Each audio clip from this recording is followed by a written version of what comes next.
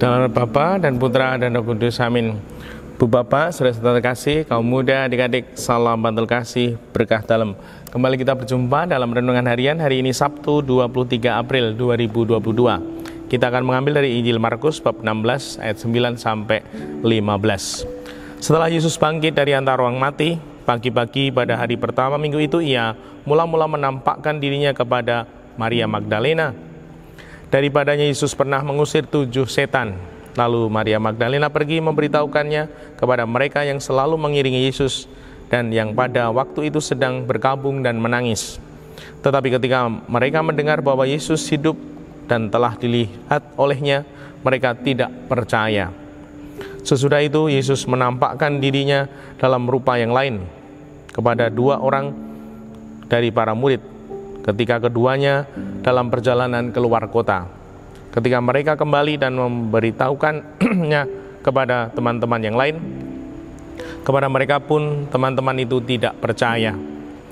Akhirnya Yesus menampakkan diri kepada ke-11 orang itu ketika mereka sedang makan.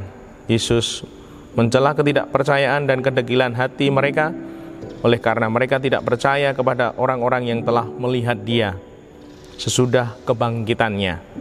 Lalu Yesus berkata kepada mereka, "Pergilah ke seluruh dunia, beritakanlah Injil kepada segala makhluk." Demikianlah Injil Tuhan. Terpujilah Kristus. Ibu bapak, saudara terkasih, sungguh percaya itu ternyata tidak semudah yang kita bayangkan, kita pikirkan. Di sini disampaikan Maria Magdalena mengalami penampakan, para rasul diberitahu tidak percaya. Lalu kemudian murid-murid yang lain juga diberi penampakan dalam rupa yang lain, diberitahukan tidak percaya.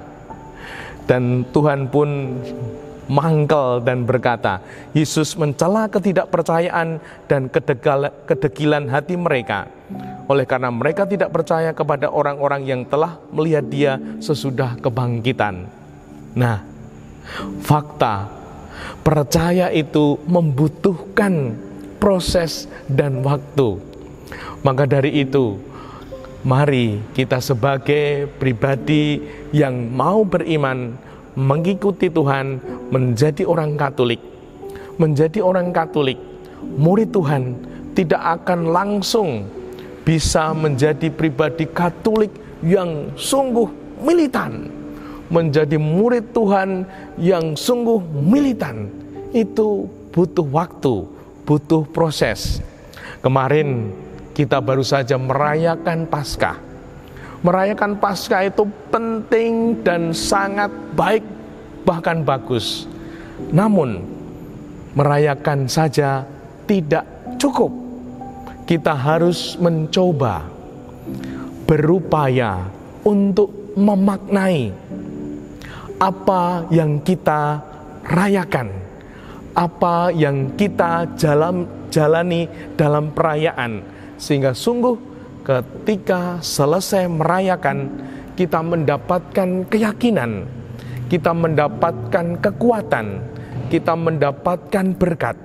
Karena kalau hanya merayakan, bisa-bisa kita lupa dengan apa yang kita rayakan. Bahkan mungkin bisa terjadi lektor baru saja membaca, lalu ditanya, "Mbak, Mas, tadi yang dibaca apa?" Wow, lupa. Nah, bisa sungguh-sungguh lupa. Karena apa?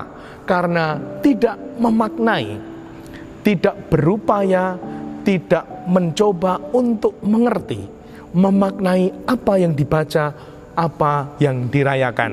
Nah, semoga kita sungguh sebagai pribadi Katolik ingin bertumbuh dengan belajar mengupayakan. Iki janjane opo to? Aku merayakan Pekan Suci, merayakan Kamis Putih, Jumat Agung, Sabtu Suci, Vigili Paskah, lalu Minggu Paskah.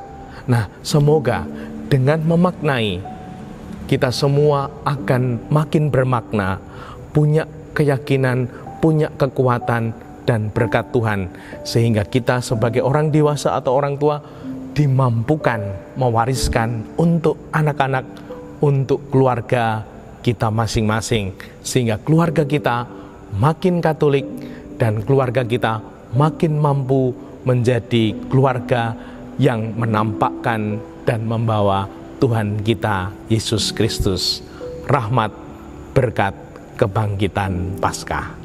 Dimuliakanlah Tuhan kini dan sepanjang masa. Salam mantul kasih, berkah dalam nama Bapa, Putra, dan Roh Kudus. Amin.